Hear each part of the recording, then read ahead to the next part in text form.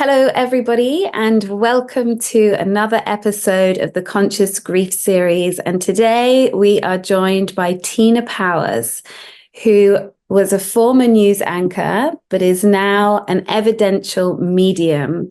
And that's what we're going to talk about today, how mediumship can help us while we grieve. So welcome, Tina. Thank you so much for having me. Very, very grateful to be here. Well, it's really wonderful to meet you, and I'm excited about this conversation. These are honestly some of my favorite interviews to do on the series. I find it so fascinating how people like yourself can connect to the other side, and how this can be so profound in many, many different ways. So as I mentioned when I introduced you, you were a news anchor and a reporter. And how did you transition into becoming a medium? Did you always know that you had this gift, or did it come later? You know what? I had it as a child, but I didn't know what it was called. And I think a lot of little kids have it because they just came from the other world. So their imaginary friend, or they see grandma, or there aren't the beliefs and thought forms that the adults put on them, well-meaning, but they just came from the other world. So as a child, I would see people in my room, sometimes like a quick apparition, not exactly like the Hollywood movies, but there might be I look over and I see like a boy there. And then I'm like, wait, did I just see that? And then out of the peripheral vision, I would see, and then I'd look and then I wouldn't see anything. And then I would hear people speak full on and not see a body associated with it. So it would scare me as a child because it felt like an intrusion and there really wasn't anybody to talk to and with about it. And so my parents are lovely, but they were like, well, we think maybe she's a drama queen. And I was like, yeah, okay, I'm a drama queen and there are people in the room. So they have apologized to me since. So I always had it. I always had it. And I think that all of us actually have it. We have an internal GPS system. We're just not taught that it's real and to trust it. So it was definitely working as a reporter, it didn't wake up again until my 30s. I think it was there, but like I said, I didn't know what a medium. I didn't grow up in a family. I grew up in a Catholic family and went to Catholic school. And so, this was all, I was like, Tina's too sensitive. And I think a lot of us who are empaths and a lot of us who perceive, because I knew as a child there was so much more than this, but I didn't know what it was called, that I'm here as an adult going, oh no, it's real. This is real. And the more we say yes, please, and thank you, it opens up the channels more. Oh, I love that. The more we say yes, please, and thank you. I think that's, just remembering that we are connected all the time and that we can ask for help. And it just reminds me of, like you said, you went to a Christian school or Catholic school. And, I was always taught to pray, you say thank you first, and then you ask, and yeah.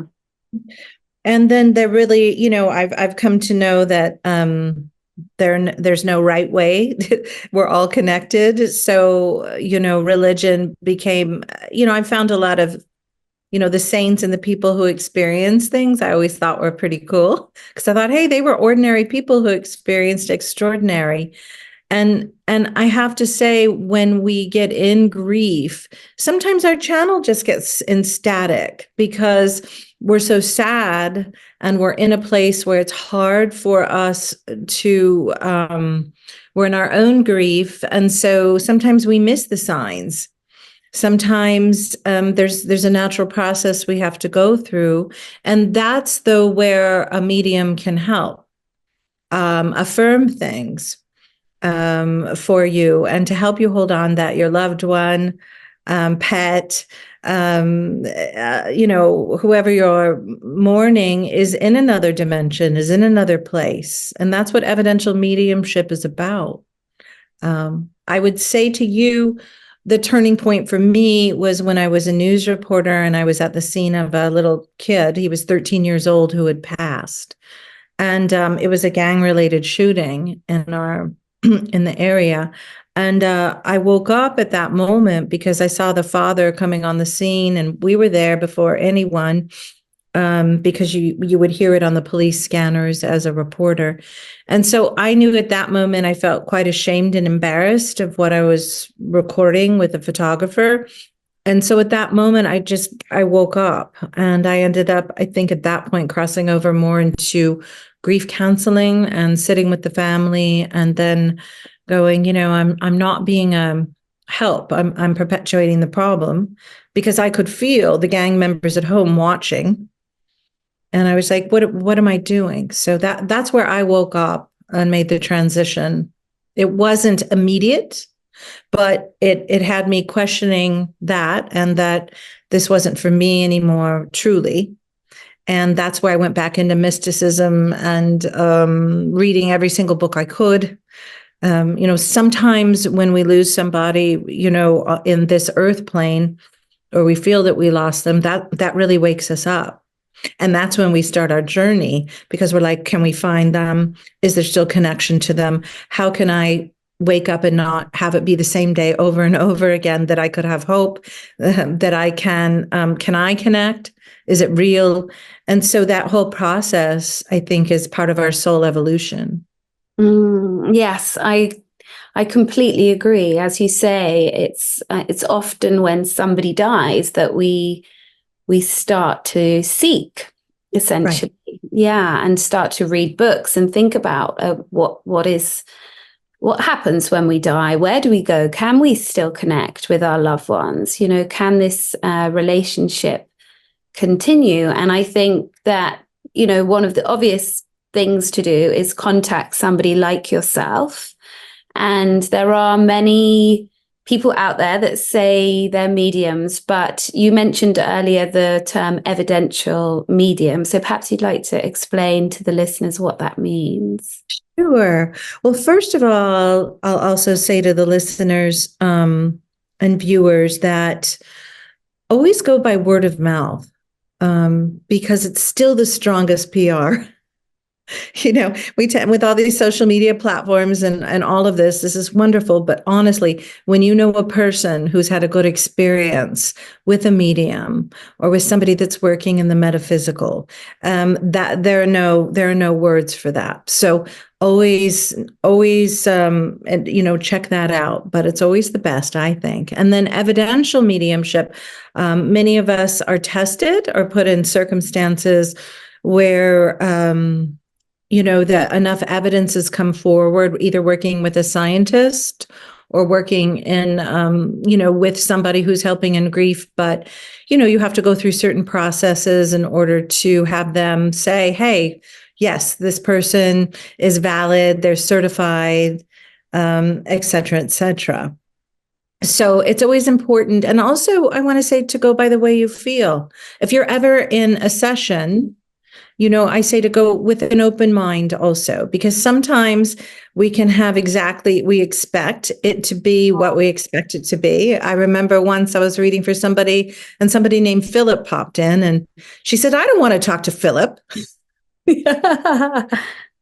I said, well, Philip wants to talk to you, and we're not in charge. So, how is that going, trying to control this side and the other side?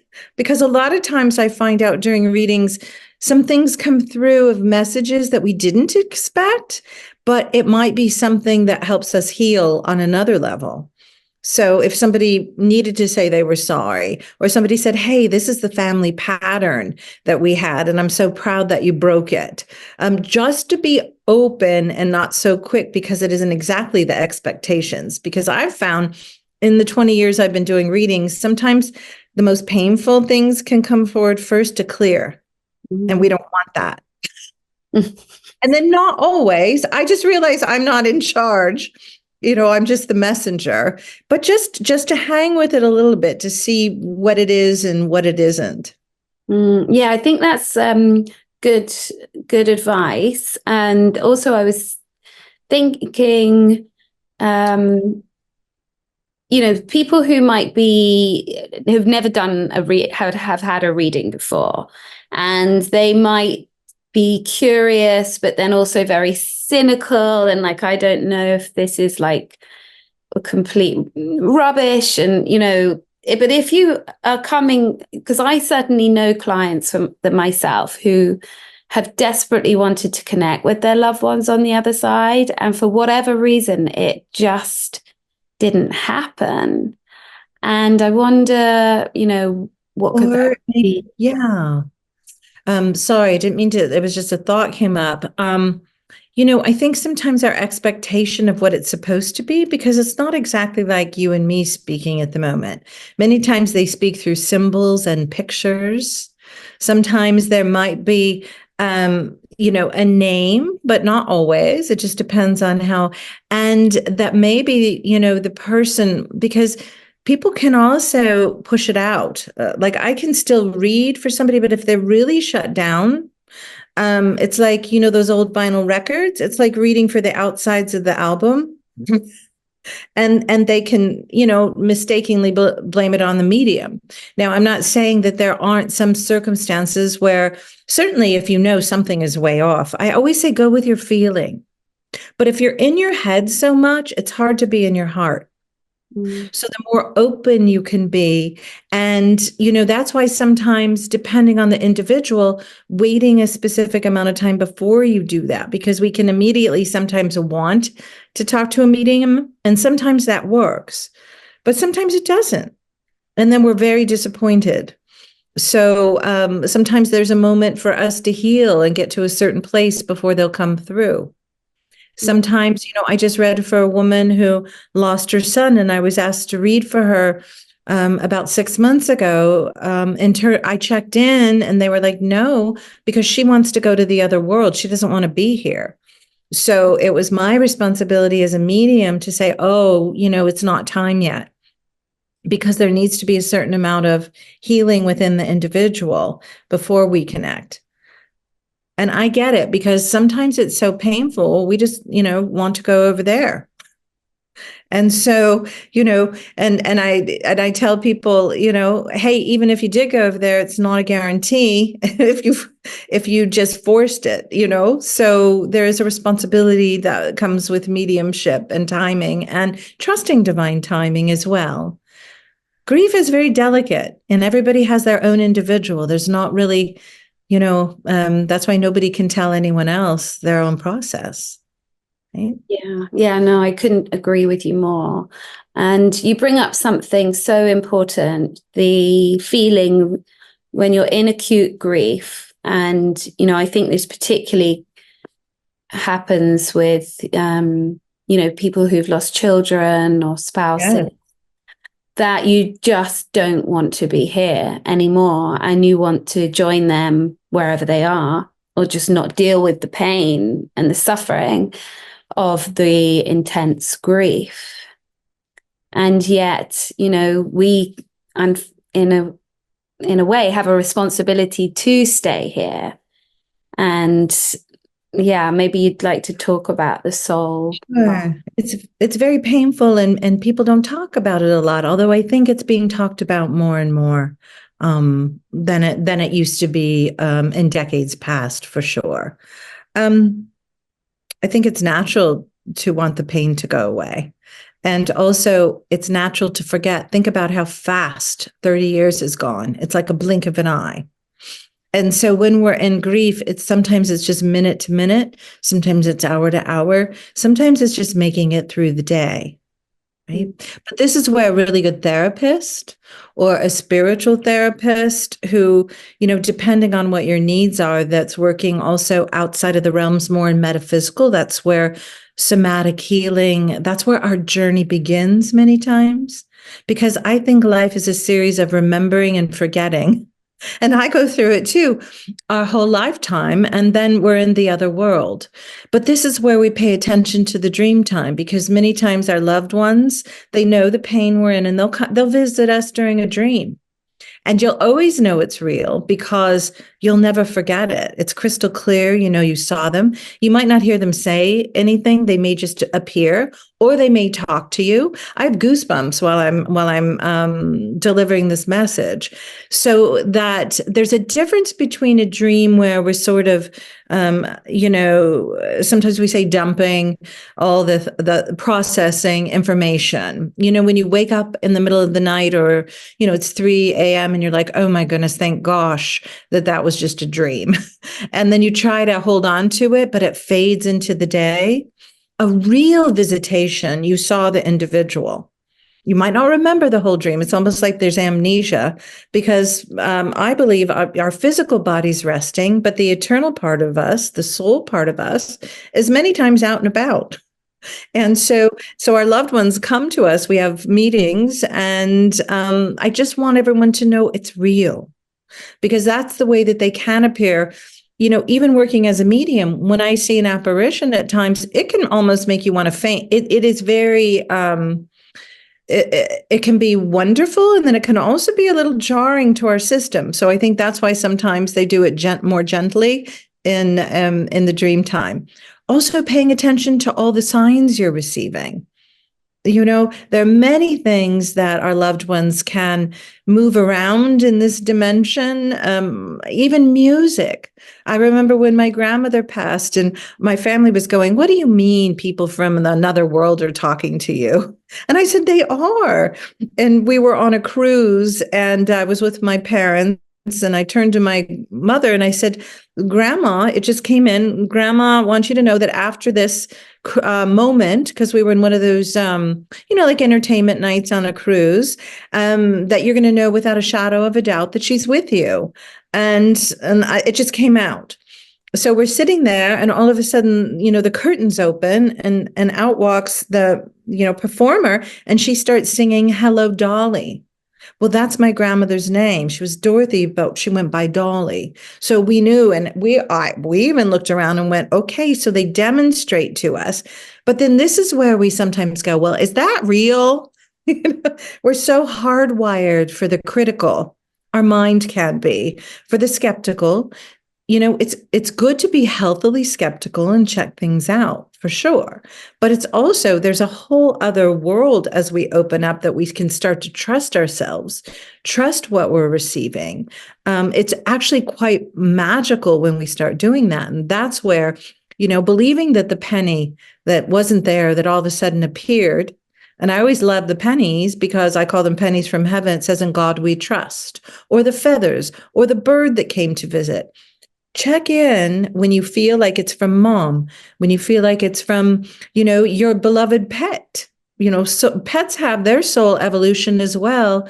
And, I firmly believe they also have soul contracts with us. In fact, they teach us about unconditional love. They're some of the first ones to leave this physical realm. It's just they're out of their body. And we're going to be too at some point. But it's hard to remember. It is so hard to remember. And, even for myself, who, I do believe, and I've had readings, and it's helped me enormously. Yes. But then I can get into we just get into the sort of day-to-day drudgery, and we get in our heads, and, we start worrying about essentially sort of small things. And it's really for me, to have a reading once a year, it sort of reminds me, it reignites me, it gives me that faith that my parents are here still guiding me and supporting me. And it's a very uplifting thing to do for me, And that's and I think that's what a reading can be. And also finding who matches with your energy, a reading should help you, go up in vibration and remembering and your own connection. And we know that they're with us, but it is sometimes nice to hear in a human way, through another human, the words that that they possibly couldn't know. So that's where, I never knew I would be doing this for my life's work. After I got out of the news, I was definitely, working in theater and thought that I was headed in another direction. But I was behind the scenes. I had my angel cards, and I had my, what is the thing that excites us the most, right? In this life. And there are, as we get older, more people leave, also, a lot of times when a child does leave, they're an older soul who left also and their leaving helps us grow and create foundations and do things we wouldn't normally do. And I try to remember we signed up to be here. I get to be here. I get to be here in the physical. I get to look at the rain, the rain that's happening here in Arizona. I get to notice, the details that pulls me out of many times the drudgery. And then sometimes I remember I haven't even been outside. Like I've been inside all day doing readings. I haven't connected with the world, and I only need a little bit to make me happy, but we forget to water ourselves. We water all the plants, but what, is it our friend that we can call to remember? Is it, our beloved animal? I always say, go back to the present moment when we can. The what ifs and the rabbit holes, like, what if this happens? What if that happens? What ifs, create the anxiety. The if onlys create the depression. If only I would have done this. If only I would have, et cetera, et cetera.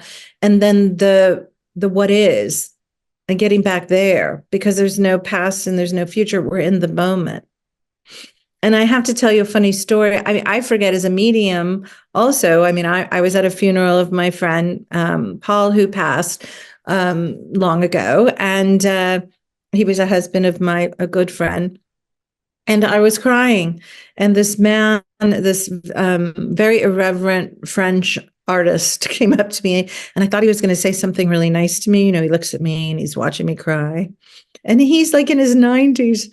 And he goes, "Don't worry, you're going to die too." And I went, "Oh yeah, that's right. I totally forgot." So I'm going to be with all of them.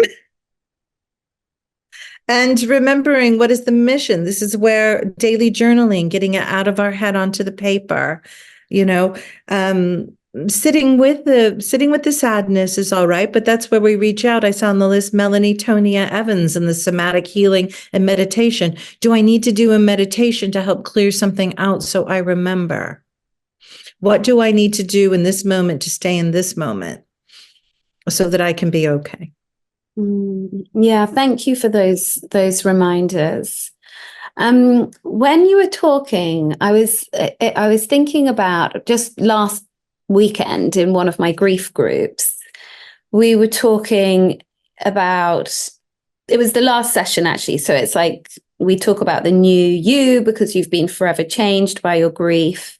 Yes. And I often think about, here we are in the human realm. And as you said, we get to go out in nature and do the human things, for example. And I often wonder about what the spirits, our loved ones who are in spirit, what they miss about the human form. And we're like here going, oh, having a terrible time and I want to be and they're like, just enjoy it because we would love to be in the human realm right now. Yeah. Well, it's really funny. I always was brought up to be a hard worker, and that my work defined who I was and my value in the world. And, in all the readings, I've never, ever heard anyone say they wish they would have worked one more day. Like, oh my gosh, I wish I would have been on that job one more day, or I wish I would have done this one more day. They're like, no, I wish what I hear more is, I wish I would have made time, to go on that trip with so-and-so, or I wish that I would have planted that garden. I wish that I would have, called somebody and said I was sorry on earth. So I don't have to be an out of body going, why didn't I take care of that? Because I always say we're responsible for our side of our side of the street, right? And so more often than not, it's just about the love is what they mostly remember. I have had where somebody came through and was showing me plates of food that they missed, the eating.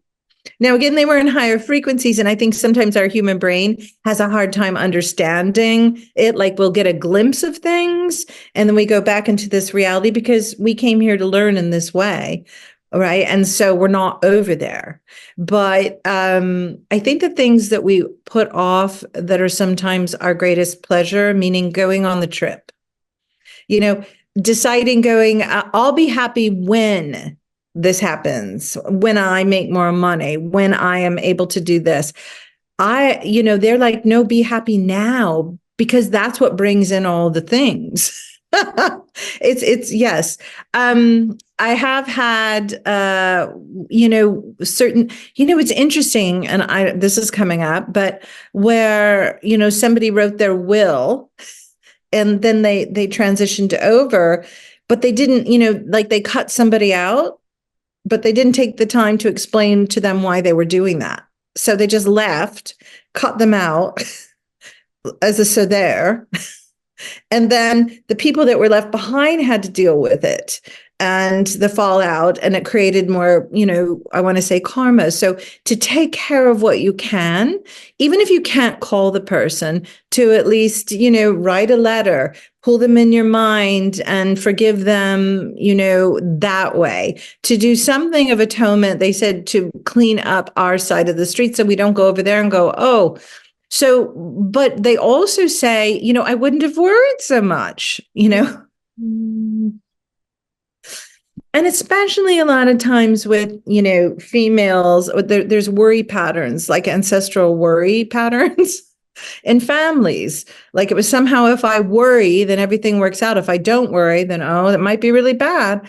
So they're like, why did I worry so much? But they also can kind of laugh at themselves in the other world, and it's not, and go, oh, I forgot.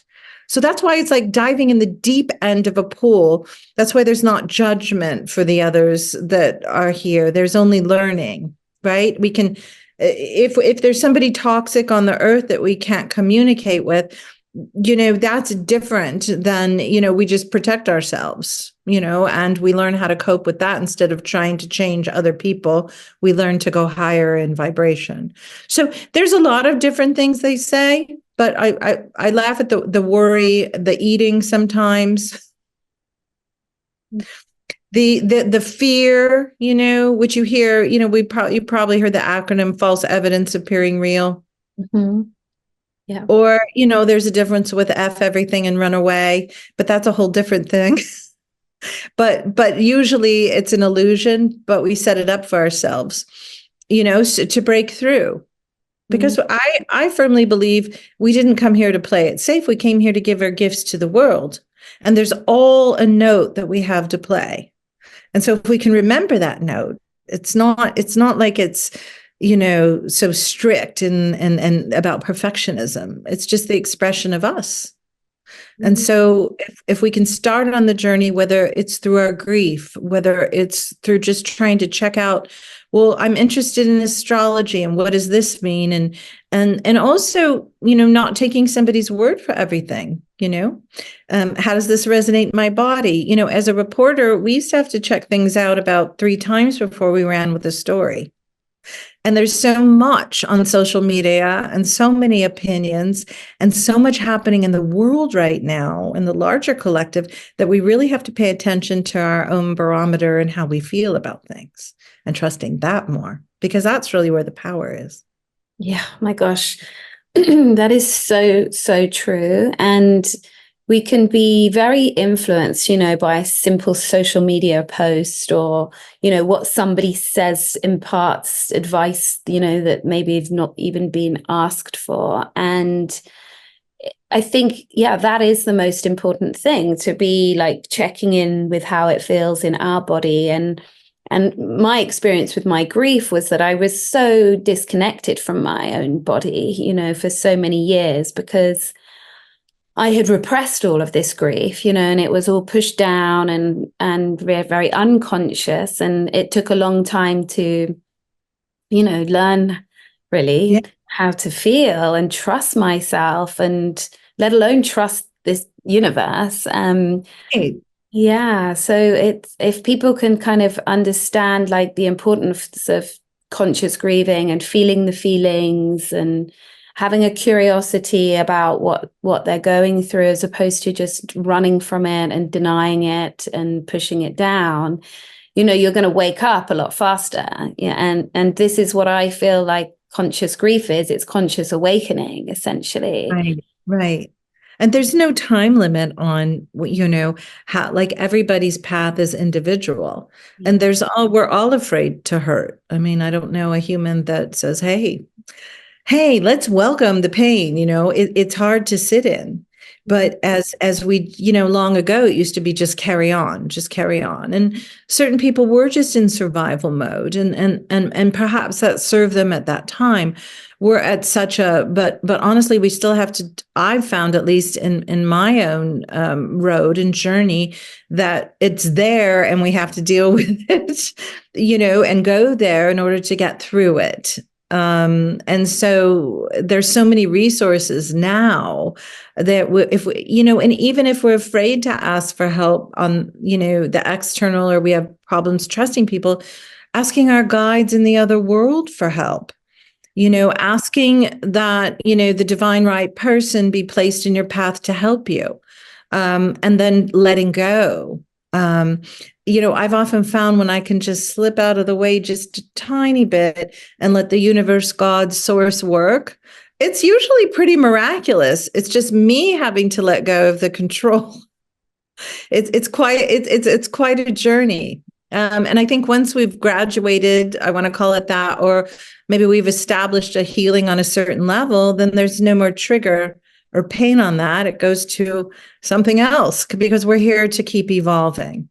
And then we all end up, again, until I'm in the other world completely. But my understanding of it is we all end up over there together, or whatever is, divinely right. So if we can honestly trust that this is a blink of an eye, I'm going to do my best to do whatever it is to be my truest expression this lifetime. And you know what? The other world's got you. Your loved ones got your back. There are people on the earth that you start, it's like quantum physics. You start pulling to you, like your group of like-minded souls that can talk about things, heal, and do it in a way that's just right for them. There's so many. I think we're being everything's going really fast. I don't know if you've noticed, like, it's like one thing after another, but I think it's to help us evolve. Yeah, I think it's going so fast. And I was thinking how, my mum's generation, for example, they didn't talk about like feeling the feelings that, Right. or self-care and, the things that we talk about a lot nowadays. And then their parents were the ones that were fighting in the war. And that was like, absolutely, you don't, talk about the feelings. This is survival. And then from what I understand about, the next generation, they're very articulate about feelings. Right. So we're becoming sort of more and more sensitive, because it's almost like these feelings have to help us kind of ascend, in a sense, to become more The passionate. feelings are everything. Yeah. It's clairsentience. Your body will also tell you where you don't want to be or where you want to be. It has an intelligence, and we start listening to it more, right? Or it tells if something's off or it isn't, or what feels really good. Yeah. It's quite fascinating. But yes, I agree with you. And I've heard in the other world, like, the women, especially on my mom's side, are really excited because sometimes they've said to me, Tina, don't settle. Like, we had to settle in circumstances, and it was about survival, or we thought we had to settle, but we didn't have the support. So that breaking ancestral trauma, It's almost like if let's say that there was a group of alcoholics in the other world and somebody gets free from it, then that goes forward and helps the whole line, because, it's quite fascinating.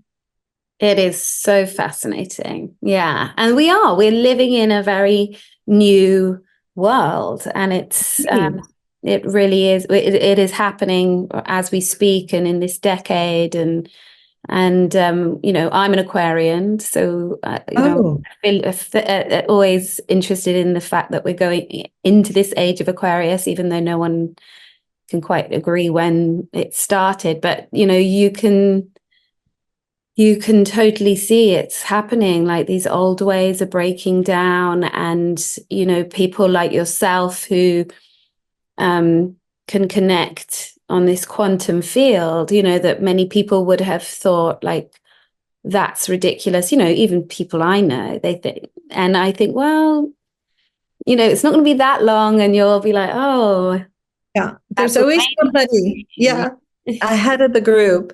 Although I think it's, pioneers. I mean, before, you look at it here in America, and they were all on the East Coast, and they took a risk and they went out, to the wider skies, to that, and everybody thought that they were crazy, or people thought the world was flat. There's always, I think at a certain point in time, it will be like, oh yeah, that's pretty normal to the masses, that of course you can communicate out of body.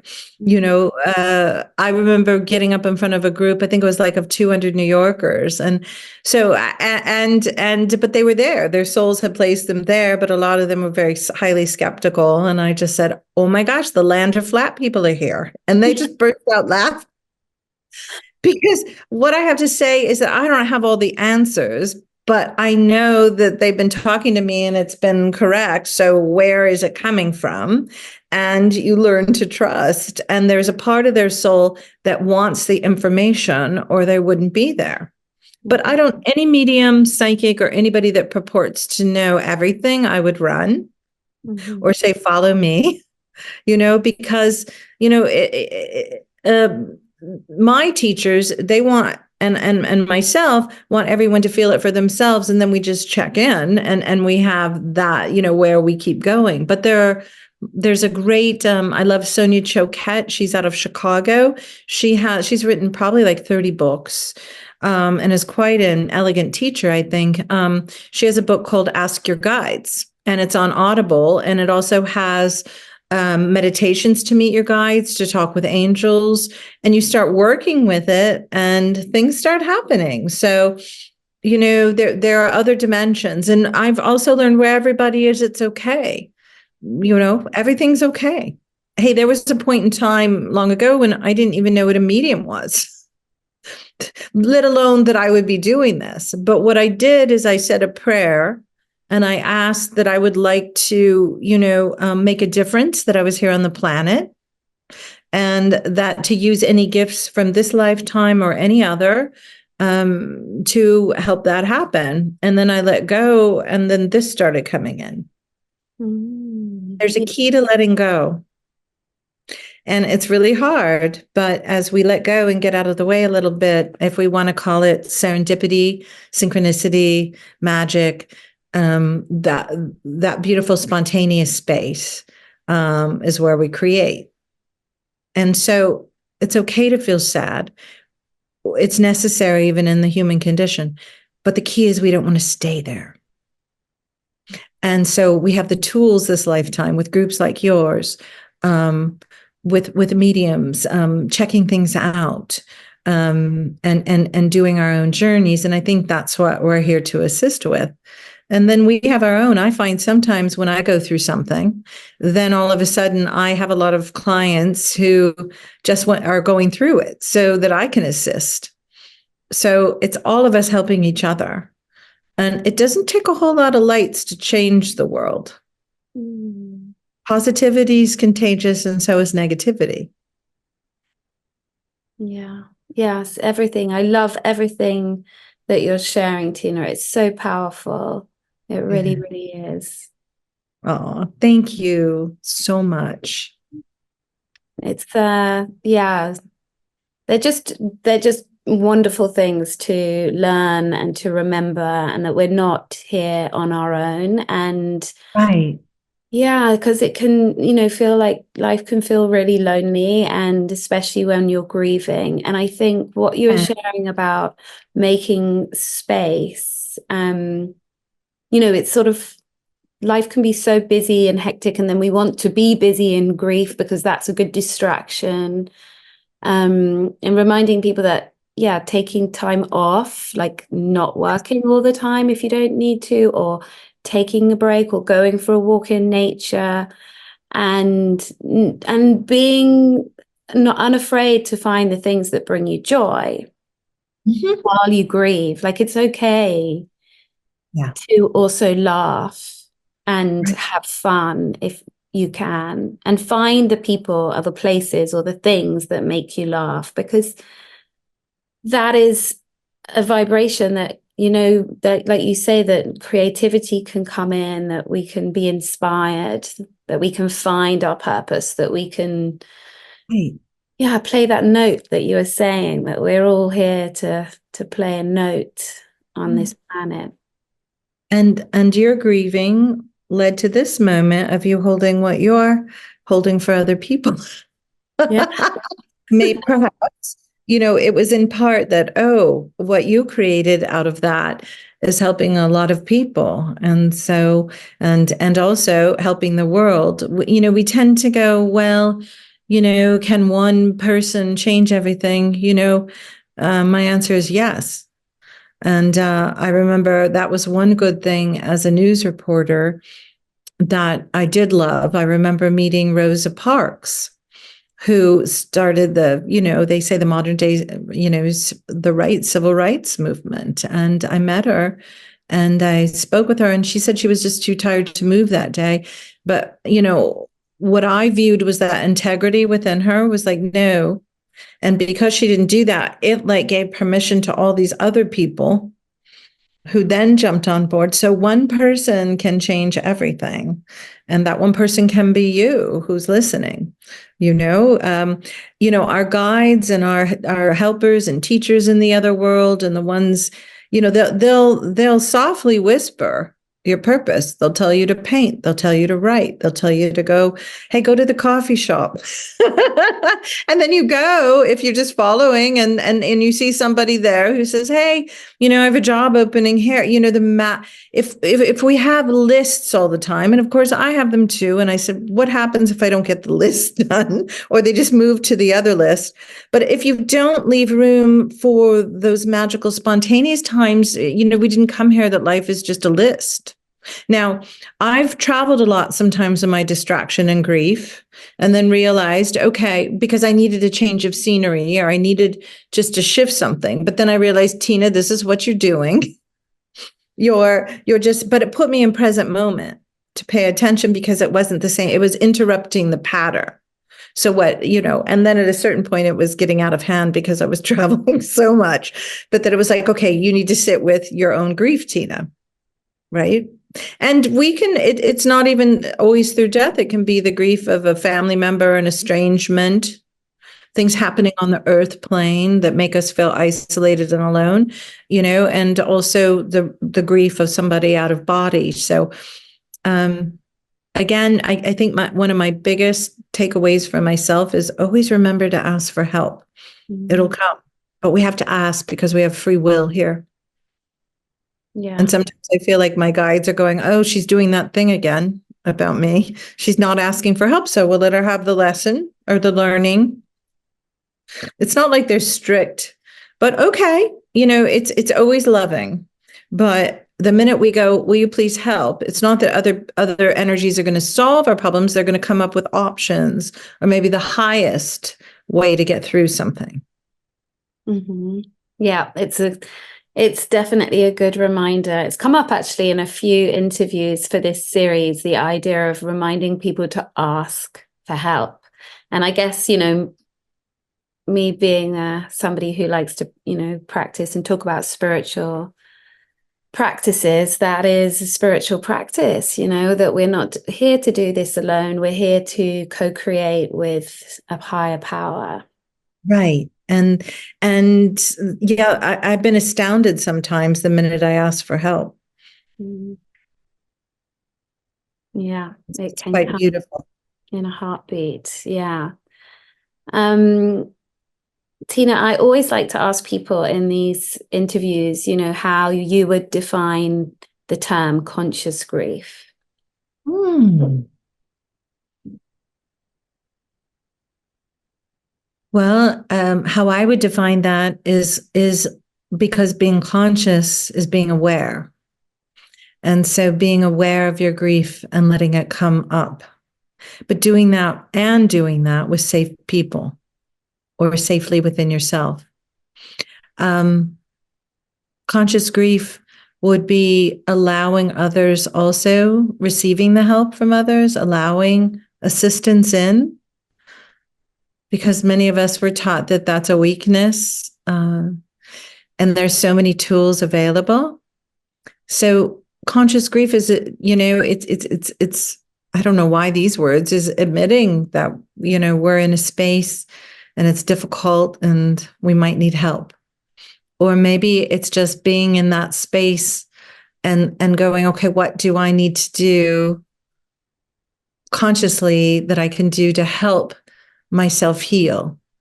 And not that I won't stop missing the person, but that I might stop feeling guilty, that I might, create something beautiful, or, allow myself that it's okay to feel good again. Whether that's, and I have to tell you, what's coming through also is music, assistance with music in conscious grieving, because music's on a higher dimension. That's why you can hear your favorite song and all of a sudden go up in vibration. There was a famous group here called the Fifth Dimension, which was way ahead of everybody. So on the fifth dimension is the musical dimension, and whether it's instrumental, whether it's our favorite music, just remembering that vibration, if we're conscious about it, we can go there. Listen to your favorite song. You know what? Sometimes things are a lot more simple than we make them. It's complicated, and it's simple. And conscious grief also to me would be being free to share it with people that aren't going to shut you down. A lot of times we run to people who can't give us what we need. And I know I've been because you want the person to believe, oh, mom appeared to us, and that's just not, they'll don't, if people are going to pour cold water on you about your process, really think twice about, there's nothing to prove, there's nothing to defend. You want other people to be there, but this is really your journey. And to remember to reach out to those who are safe in this space. Beautiful. I love that. And I had a therapist, a very dear therapist, and she used to say to me, don't cast pearl in front of swine. Mm-hmm.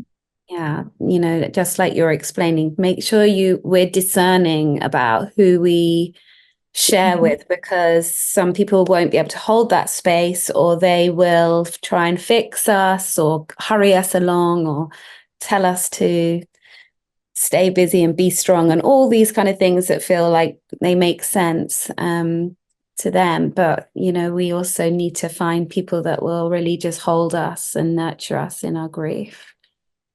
And sometimes some people may never clean out the closet of their son, and that's okay. Yeah. They may need to go in there and sit and feel him. Wow. And somebody else might look at that and say, you need to get rid of everything. Mm-hmm. But that's a projection. Yeah. It's okay. Whatever it is, it's okay. Yeah. And that goes right back to what we were saying, to do what's right for you. Yes. Yeah. We have all the answers inside. Mm-hmm. Yeah. We do. It's like the Wizard of Oz.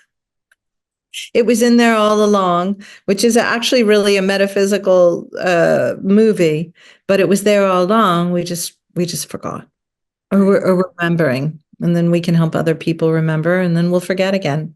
It's okay. It's all okay. It's part of being human.